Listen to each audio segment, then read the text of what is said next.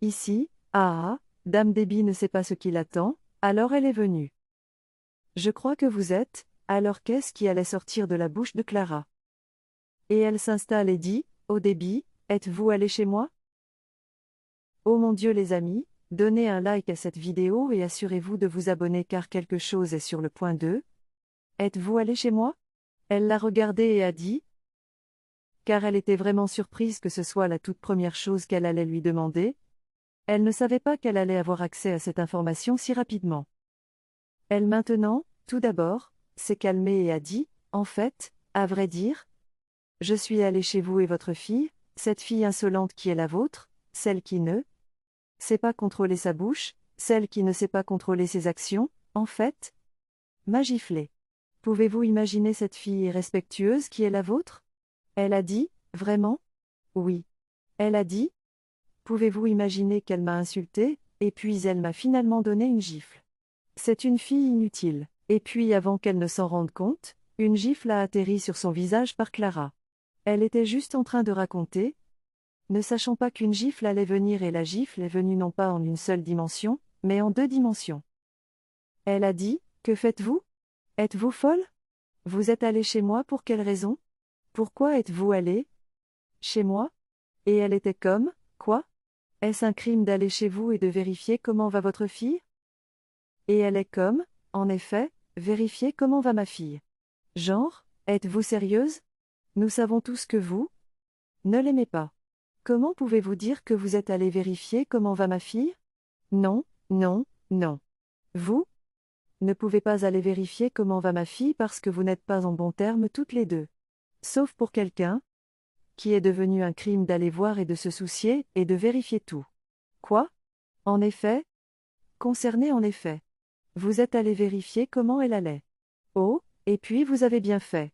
Vous avez bien fait en fait de la provoquer, en fait de l'insulter, en fait de la provoquer. Vous avez très bien fait. Vous avez très bien fait. Bravo. Bravo. Êtes-vous d'accord? Êtes-vous folle? Me dites-vous que je veux dire, je vais toujours chez vous.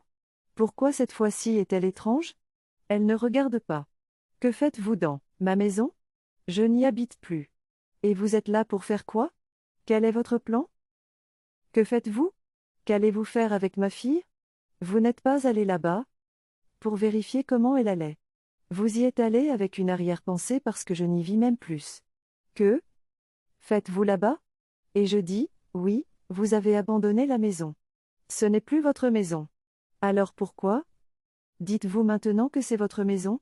Tant que ma fille y vit encore, je me préoccuperai de cette maison jusqu'à ce qu'elle arrête d'y vivre. Alors je ne m'en soucierai plus, et j'oublierai cet endroit. Mais pour l'instant, vous n'avez pas le droit d'y aller parce que je n'y reste pas. Et je vous préviens. Je vous préviens. N'y retournez pas. Jamais de votre vie vous ne devriez y retourner. Et je dis, mais qu'est-ce que c'est? Y a-t-il quelque chose de mal à essayer de, vous savez, prendre des nouvelles de votre fille? Et essayer de prendre de ses nouvelles et peut-être essayer d'être son ami? Vous savez ce que j'ai dit? Oh mon Dieu! Écoutez-vous. Vous pouvez raconter ça au chien.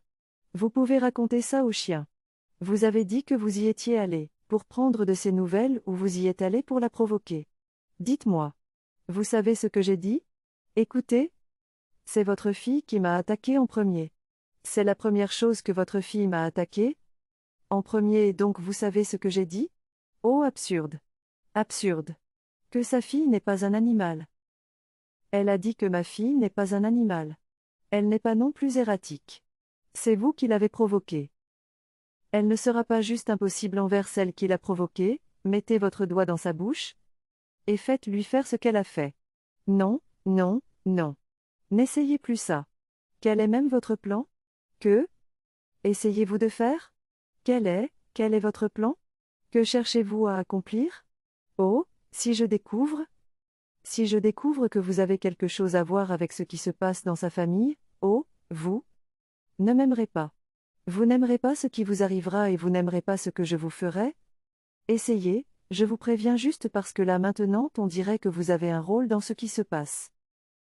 Donc à ce stade, moment M, tentez, si je découvre que vous faites partie des gens qui causent tout ce chaos, Vous n'aimerez pas ce qui vous arrivera. Alors maintenant, sortez de mon, sortez de mon restaurant. Elle l'a prise et l'a poussée dehors. Oh, bon débarras. C'est le point. Voyez, elle ne savait pas ce qui l'attendait. Elle ne savait pas ce qui allait la frapper, mais Clara a fait ce qu'elle avait à faire, l'a chassée de l'endroit. Elle est partie en trombe de l'endroit, et maintenant elle se sent vraiment cool et humiliée, et elle a dit, oh, Clara, tu as fait ton pire. Tu m'as frappé au point où, oh, il n'y a pas de retour en arrière possible. Oh, tu penses que tu vas pouvoir t'en tirer comme ça? Oh, pour chaque gifle que tu m'as donnée, ta fille et ton mari paieront. Ils paieront probablement. Oh, j'allais te brûler, mais sais-tu ce que tu as fait? Tu t'es en fait frotter d'huile, et maintenant je vais m'occuper sérieusement de toi. Tu ne peux pas échapper à la colère qui vient du mot colère. Allez, sors d'ici. Tu as été traité. Tu vas, c'est le début de ta chute. C'est le début de ta chute, et tu en verras plus. Il y en a d'autres qui arrivent. Il n'y a pas de paix pour les méchants. Pas de paix pour les méchants et tu ne pourras pas y échapper. Alors nous voyons Monsieur Jonathan et son ami. Monsieur Jonathan et son ami. Oh, il a vu que Ken est un ami. Ken est un ami qui se soucie vraiment de lui, comme l'autre, ce malfaiteur, Monsieur Emeka, qui n'est là que pour son propre profit, et pour essayer de ruiner la vie de son ami. Alors il dit, oh, que les choses ne s'améliorent pas. C'est très difficile de trouver un emploi. Il a essayé et il a découvert que dans ce pays, il faut avoir des relations pour obtenir un emploi. Il n'en a pas, eh bien, je ne suis pas d'accord avec vous. Je veux dire, oui, les relations peuvent aider, mais il y a des gens qui ont obtenu des emplois sans relations. Il doit être au courant des emplois, montrez-moi les emplois, faites-moi savoir. Il ne regarde pas, attendez une seconde. Je réfléchis en fait à une stratégie et un plan pour vous. Vous savez, vous avez une grosse voiture et dites, oui. Pourquoi ne prenez-vous pas cette voiture qui est assez lourde et coûteuse à entretenir? Pourquoi n'allez-vous pas vendre cette voiture et acheter une plus petite voiture que vous pouvez utiliser pour une entreprise de transport ou probablement un taxi d'aéroport? Cela l'a frappé comme un coup. Il a dit, écoutez, vous pouvez faire cela et puis vous pouvez prendre des gens, et puis vous pouvez gagner de l'argent et peut-être plus tard passer à un meilleur emploi. Qu'en pensez-vous de ça? Il l'a maintenant regardé et s'est demandé, comment pouvez-vous penser à cela pour moi? Comment pouvez-vous me donner ce genre de, comment pouvez-vous même y penser? Qu'adviendra-t-il de mon statut? Maintenant? Dites-moi, je devrais aller vendre ma voiture. Qu'adviendra-t-il de mon statut?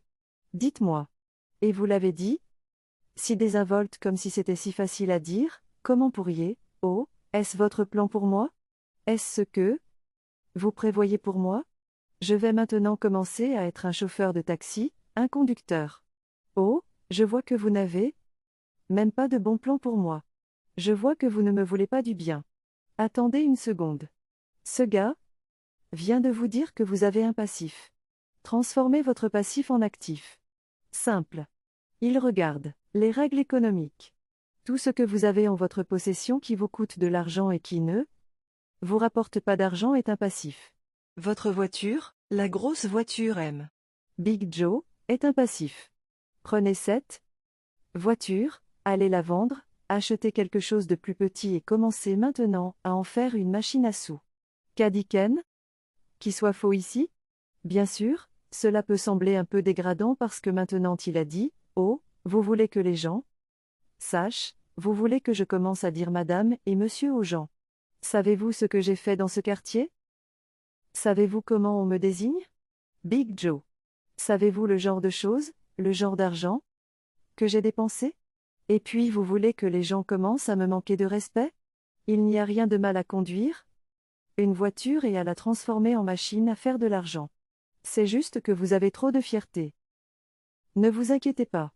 En faisant ce travail, vous pourriez même trouver quelqu'un qui pourrait même, vous savez, vous mentionner à ceux qui sont des gens plus importants qui peuvent vous donner un emploi.